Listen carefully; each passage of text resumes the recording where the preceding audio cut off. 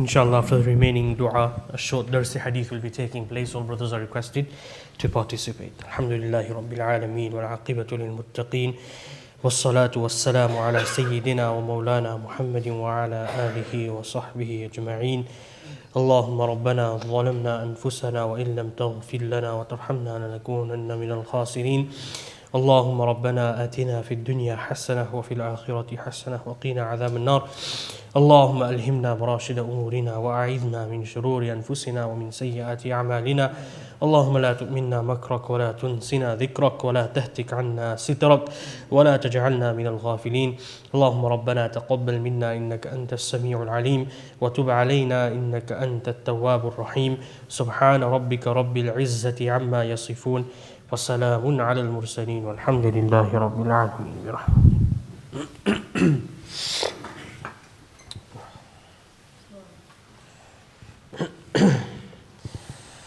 بسم الله الرحمن الرحيم نحمده ونصلي ونسلم على رسوله الكريم أما بعد فعن أنس رضي الله عنه أن النبي صلى الله عليه وسلم كان إذا تكلم بكلمة أعادها ثلاثا حتى تفهم عنه وإذا أتى على قوم فسلم عليهم سلم عليهم ثلاثا رواه البخاري رحمه الله تعالى. This is the Kitabul Adab of Imam Nawawi rahmatullahi alayhi in his famous Kitab Riyadus Salihin, in which he is discussing the adab and the etiquettes which we come across on a day-to-day basis. तो ये वो आदाब है जो आदमी को अपनी ज़िंदगी में रोज़मर्रा उसकी ज़रूरत पड़ती है और जिस तरह बार बार हमें सुनने को मिला है कि बहुत आसान आसान छोटी छोटी चीज़ें हैं, कोई मुश्किल चीज़ें नहीं हैं जो एक आदमी अपनी ज़िंदगी के अंदर उसको अपना सकता है और इस पर अमल करने की वजह से फिर उसको हदीस की बरकतें और सुन्नत पर अमल करने का सवाब भी मिलेगा। और जिस तरह हमने जुमे के दिन सुना था कि इनको अपनाने से आदमी दूसरों को तकलीफ़ देने से भी बचेगा। So by adopting these adab, these very simple etiquettes, these are just reminders, by way of bringing these into our lives, we can adorn ourselves with the adab taught to us by Nabi Kareem sallallahu alayhi wa alihi wa sallam. And like mentioned on Friday, if we adopt these manners, then we'll be saving ourselves from inconveniencing others. So the next chapter in our book is Babun Istihbabu Bayanil Kalami wa Idahuhu. The chapter with regards to speaking clearly and speaking openly, wa idahuhu lil mukhatab, and clarifying what you are saying for your audience, making it very easy for your audience to understand. Wa takriruhu li yufhama idha lam yufham illa bidhalik, and the need to repeat something if people will not understand except by way of repetition. So the khulasa of this chapter, the essence of this chapter is when you're speaking to someone, whether it's a one-to-one basis or whether it's a gathering like this, then you speak clearly, you use words which are unambiguous, words which are easy to understand, and you say what you need to say as it is.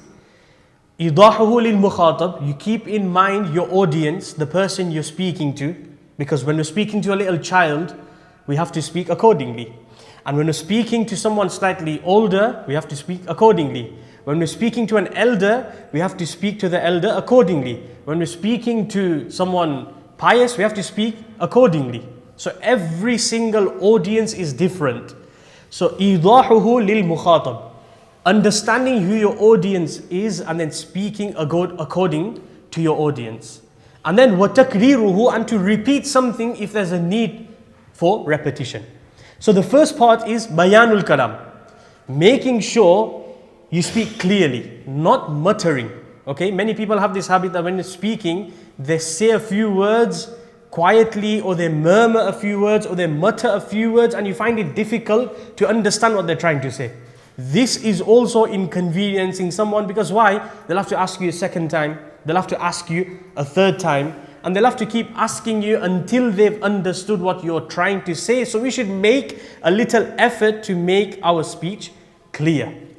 Secondly, another very important thing is when we're speaking in a formal setting, or this also applies to writing a letter to somebody, writing an email to, let's say, a company, then we use formal language, formal English, and we don't use slang. We don't use informal. Okay? Because if you're in a formal setting, then slang and informal language does not suit that setting.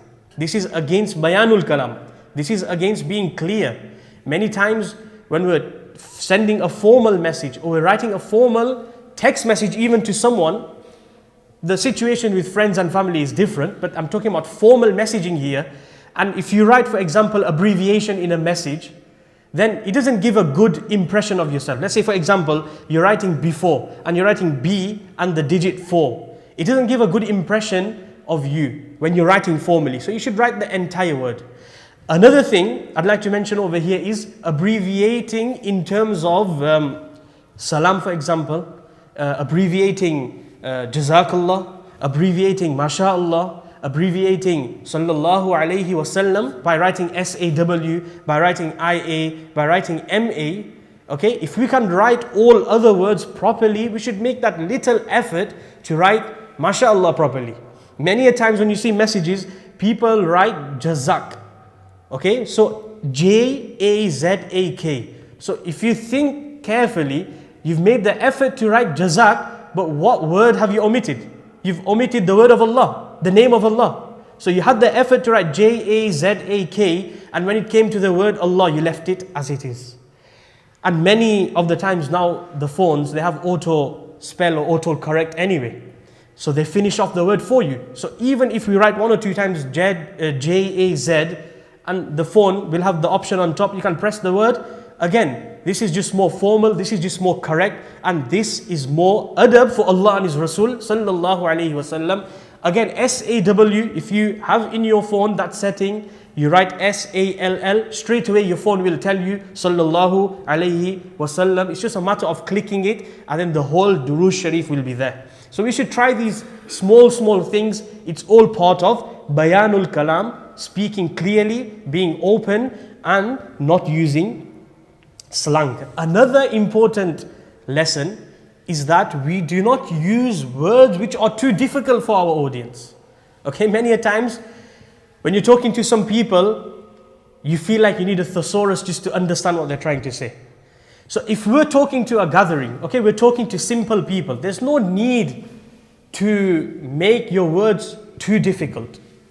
Keep your words simple, so much so that your audience can understand. Okay, this doesn't mean use bad English, but don't use too technical English so the person in front of you cannot understand what you are trying to say.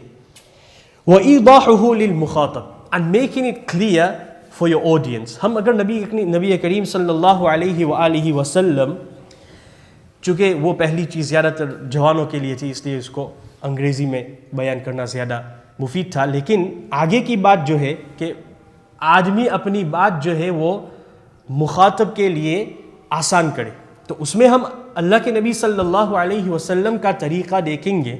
If we see the way of नबी सल्लल्लाहु अलैहि वसल्लम, हमें देखने को ये मिलेगा कि आप सल्लल्लाहु अलैहि वसल्लम बहुत आसान बातें करते थे, बहुत आसान मिसालें देते थे. नबी सल्लल्लाहु अलैहि वसल्लम would give very simple examples, nothing too complicated. Let me just give you a few examples. Firstly, Aisha radiyallahu anha says, كان كلام رسول الله صلى الله عليه وسلم كلاما فصلا. The speech of Nabi sallallahu alayhi wa alihi wasallam was kalaman fasla, was clear. يفهمه كل من يسمعه. Anyone who would hear his speech would immediately understand what Nabi sallallahu alayhi wasallam was saying. जो भी आप sallallahu alayhi wasallam का कलाम सुनता, वो समझ सकता कि आप sallallahu alayhi wasallam क्या फरमाना चाहते हैं. So again, if you're going to use really difficult and complex and very technical terminology, the people won't understand what you're trying to say. So it should be user friendly, it should be such that people can understand easily your message and what you are trying to say. Nabi sallallahu alayhi wa alihi wasallam's words were few. Nabi sallallahu alayhi wasallam's words were precise and to the point. Sometimes Nabi sallallahu alayhi wasallam would give an example, a very simple example, but it would be so easy for the people to understand. आप सल्लल्लाहु अलैहि वसल्लम एक बहुत आसान छोटी मिसाल देते थे, मुख्तसर अल्फाज में आप सल्लल्लाहु अलैहि वसल्लम एक मिसाल देते थे और उसके अंदर उलूम का समंदर भरा हुआ होता था. There would be oceans of knowledge in that one phrase of Nabi sallallahu alayhi wasallam. For example, let's take one hadith. Nabi sallallahu alayhi wasallam said, لَيْسَ الشَّدِيدُ بِالسُّرْعَةِ إِنَّمَا الشَّدِيدُ إِنَّ الشَّدِيدُ الَّذِي يَمْلِكُ نَفْسَهُ عِنْدَ الْغَضَبِ. There's many ways you can explain to someone about controlling anger. बहुत सारे अलग अलग तरीक़ों से आप समझा सकते हैं कि किस तरह आदमी गुस्से पर काबू करता है और उसका क्या कमाल है, उसकी क्या फजीलत है. आप सल्लल्लाहु अलैहि वसल्लम बड़ी आसान मिसाल से उसको समझाया. नबी सल्लल्लाहु अलैहि वसल्लम said, the strong person is not the wrestler. So Nabi sallallahu alaihi wasallam brought to our attention something which people associate power, strength and might to, and that is someone who is strong, someone who is built, someone who is muscular. So Nabi sallallahu alaihi wasallam said, that is not in reality the strong person. So then the audience would immediately think that if that's not the strong person, who is in reality the strong person? So then Nabi sallallahu alayhi wasallam gets his message across and he says, الَّذِي يَمْلِكُ نَفْسَهُ عِنْدَ الْغَضَبِ. That individual who when he becomes angry, he can control himself, he is the real heavyweight champion. जो आदमी गुस्सा होने के वक्त अपने ऊपर काबू कर सकता है और वो गलत काम नहीं करता है, गलत बातें नहीं बोलता है और अपने ऊपर ज़ब्त करता है, ये हकीकत में ताकतवर है. So such a simple phrase, but a person thinks that all this time what was I thinking powerful to be? But hang on a second, if a person can't control himself when he feels angry, then how is he strong? So that makes you think and that makes you realize that people associate respect and honor to someone who's strong. If I want the true and real respect, I need to control myself. So this is one example. Similarly, Nabi sallallahu alayhi wasallam, some many times Bedouins would come, देहाती लोग आते थे आप सल्लल्लाहु अलैहि वसल्लम की खिदमत में और आप सल्लल्लाहु अलैहि वसल्लम को कोई मिसाल देनी है. So Nabi sallallahu alayhi wasallam would give very, very simple examples. So another thing is you should give examples which the audience can relate to. Okay? So for example in the Quran, Allah Ta'ala didn't, it was the time, it was 1400 years ago. It was the Arabs, Bedouins. Allah Ta'ala didn't give very, very difficult and complex examples to understand His Qudra.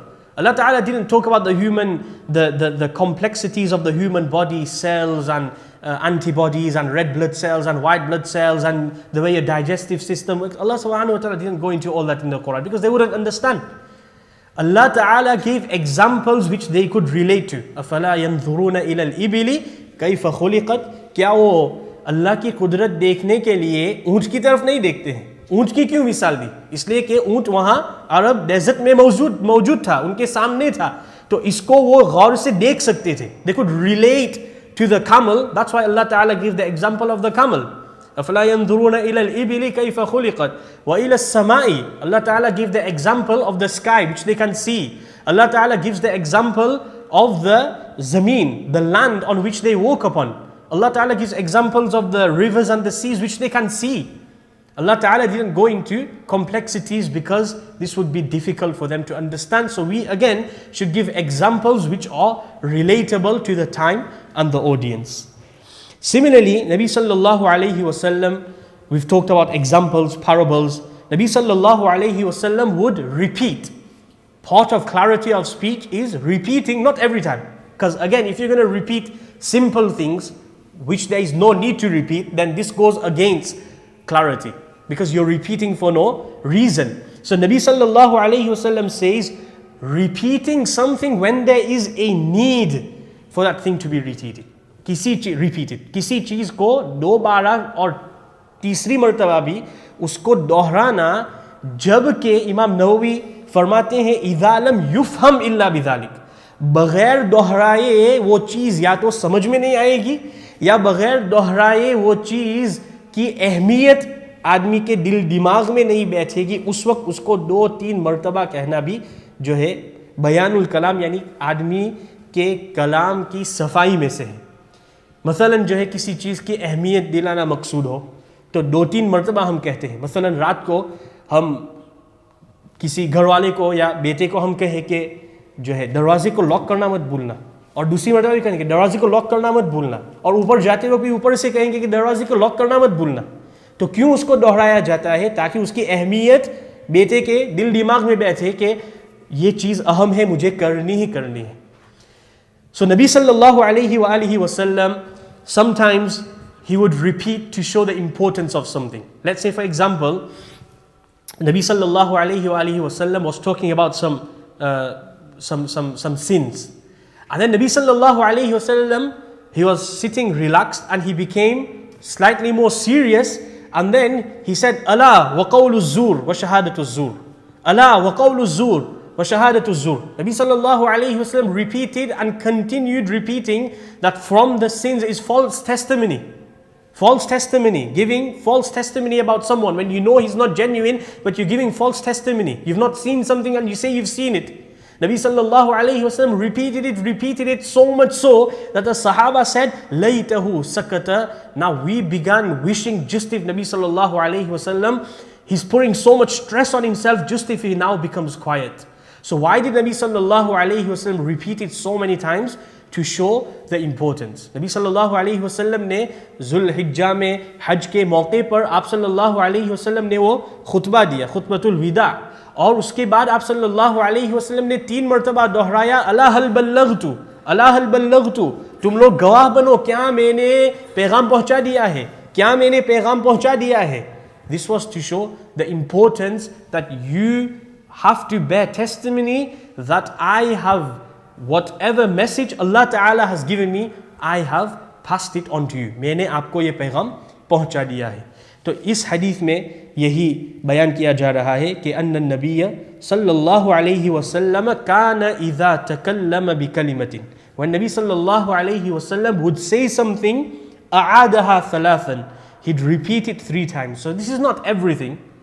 Something which was important or something which is difficult to understand. Let's say you're explaining a mas'ala of sajda sahwa. These masail are generally quite difficult. So that's something you would repeat 2-3 times. Alan, sometimes difficult alans or important alans, we repeat them in English, we repeat them in Urdu, just so that everyone understands the message. So alan and masail, these need to be repeated so that people really understand. Hatta tufhama an. And lastly, finally, Anas radiyallahu anhu says, وَإِذَا أَتَى عَلَىٰ قَوْمٍ فَسَلَّمَ عَلَيْهِمْ. When Nabi sallallahu alayhi wasallam would come in front of someone, visit someone, سَلَّمَ عَلَيْهِمْ ثَلَاثًا. He would do salam thrice, 3 times. Now this, again, we need to understand, it's not literal that every time you do salam to someone, you say assalamu alaikum 3 times. No. When Nabi sallallahu alayhi wasallam would visit a gathering, and there would be a large gathering, Nabi sallallahu alayhi wasallam would do salam at the back of the gathering when he'd pass them, and then he'd do salam towards the middle of the gathering, and then he'd come to the front and he'd do salam to the front of the gathering. So when there's a large congregation, then you do salam 3 times. If there's a small congregation, or for example there's a mic system, by doing salam once, you're achieving the same purpose anyway, because everyone will be able to hear your salam. Or the other interpretation is, when Nabi sallallahu alayhi wasallam would come to someone's home, Nabi sallallahu alayhi wasallam would first do salamul istidhan, meaning he'd do salam to ask for permission to enter the house. तो पहली बार जो सलाम कही जाती थी, किसी के यहाँ जाते थे, तो घर में अंदर आने की इजाज़त के लिए सलाम, या घर में जो है दाखिले की इजाज़त की सलाम. क्योंकि यही तरीका असल है कि हम किसी के घर पर जाएं. उस ज़माने में दरवाजे और डोबेल वगैरह नहीं थे, तो आप सल्लल्लाहु अलैहि वसल्लम दरवाजे पर जाकर कहते थे कि अस्सलामु अलैकुम अदखुल, क्या मैं दाखिल हो सकता हूँ, can I enter? So that was salam number 1. Then Nabi sallallahu alaihi wasallam would go inside and the welcoming salam, salamut tahiyya. फिर आप सल्लल्लाहु अलैहि वसल्लम अंदर तशरीफ लाते और घर वालों को जब मुलाकात करते उस वक्त सलाम कहते, तो ये दूसरी मर्तबा सलाम. And then the third time would be salamul wida, सलाम when he would be leaving the house or leaving the gathering. तो तीसरी मर्तबा सलाम का मतलब ये है कि जब घर से निकलते या किसी मजमे से निकलते उस वक्त भी सलाम कहना मसनून है. So this is why Nabi sallallahu alaihi wasallam would do salam 3 times. So the crux of the matter is, in a nutshell, what is the chapter which adab is being told here is to be clear in your speech. Look at your audience, make sure you adapt to your audience, use examples which are simple to them, don't use words or examples which are too difficult for them to relate to, and if there's a need to repeat something 2, 3, 4 times, then you should do, just so that that person understands and is not inconvenienced. May Allah subhanahu wa ta'ala grant us all the true understanding. Wa akhiru da'wana alhamdulillah.